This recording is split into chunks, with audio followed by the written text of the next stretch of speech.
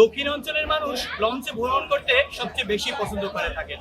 তবে পদ্মা সেতু চালু হওয়ার পর থেকে মানুষ লঞ্চে কম আসা যাওয়া করলেও পবিত্র ঈদ উল ফিতরের টানা 9 দিনের ছুটিতে তারা লঞ্চে যেতেই বেশি পছন্দ করছে।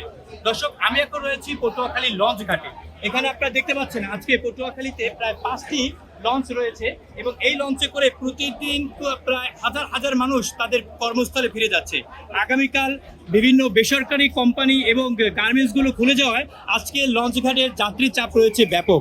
আমরা এখানকার যে পোর্ট অফিসার রয়েছে তাদের সাথে কথা বলেছি, তারা জানিয়েছেন যে ঈদ উল ফিতরকে কেন্দ্র করে তারা যাত্রীদের সেবা দেওয়ার জন্য সর্বাত্মক প্রস্তুত রয়েছেন এবং যে কোনো পরিস্থিতি মোকাবেলার জন্য তারা সর্বোচ্চ চেষ্টা করে যাবেন।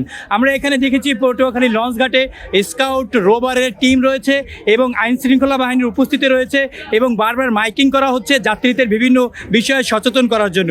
দর্শক, আপনাদেরকে আমি জানিয়ে রাখি যে পটুয়াখালীর এই লঞ্চ টার্মিনালের যে 5টি লঞ্চ রয়েছে সেখানে গতকালকেই কিন্তু এই লঞ্চের বুকিং সম্পূর্ণ হয়ে গিয়েছে এবং এখানে যে ডেকের যে যাত্রীরা রয়েছে যাত্রীদের চাপ কিছুটা কম থাকায় লঞ্চের যে কর্তৃপক্ষ তারা বলছেন যে গত বছরের চেয়ে এবছর কিন্তু মানুষজন তাদের কর্মস্থলে লঞ্চে করে ভ্রমণ কম আসা যাওয়া করছে।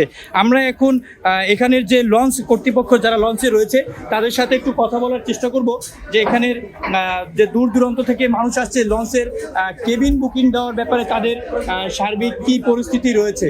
দর্শক ভাইয়া, এই যে লঞ্চের বুকিং দেওয়া হচ্ছে এখানে আপনাদের কীরকম সাড়া পাচ্ছেন এবং আগের বারের চেয়ে এখন মানুষ কেমন যাচ্ছে?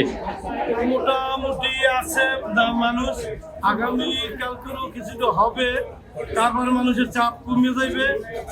হ্যাঁ, এই পর্যন্ত আজকের মোটামুটি এই সর্বপ্রথম আজকের একটু চাপ হয়েছে।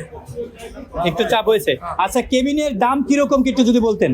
আমাদের কেবিনের সরকারি রেট যেটা তার অর্ধেক আমরা নেই। আমাদের যেমন ডাবল কেবিন 2500 টাকা, সিঙ্গেল কেবিন 1300 টাকা, ফ্যামিলি কেবিন 2800 টাকা, আর ভিআইপি বড়টা 6500, ছোটটা 4500 টাকা। দর্শক, আপনারা শুনছিলেন যে এখানের যে যারা লঞ্চ কর্তৃপক্ষ রয়েছে তারা বলছেন যে এখানের কেবিন বুকিং কিন্তু তাদের আগে থাকতেই হয়ে গিয়েছে এবং এখানে যাত্রীদের যে ডেকে যাত্রী রয়েছে তাদের উপস্থিতি কিন্তু কম বললেই চলে। আমরা এখানে যে পটুয়াখালীতে যে 5টি লঞ্চ রয়েছে সেই 5টি লঞ্চের সামনে যাত্রীরা অনেকেই কিন্তু দাঁড়িয়ে রয়েছে যে তাদের জায়গা সঠিকভাবে তারা পাচ্ছেন না এবং ডেকের জায়গা পূর্ণ হয়ে যাওয়ার কারণে তারা ছাদে এবং লঞ্চের যে সামনে জায়গা রয়েছে সেই সকল জায়গাগুলোতে তারা কিন্তু আসা যাওয়া করছে।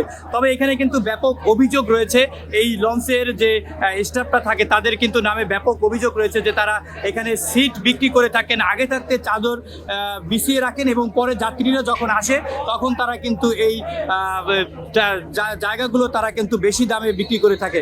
দর্শক, পটুয়াখালীর মানুষ সবসময় কিন্তু লঞ্চে করে যেতে খুব পছন্দ করতো এবং সবসময় কিন্তু এই লঞ্চে করে কিন্তু আসা যাওয়া করতো।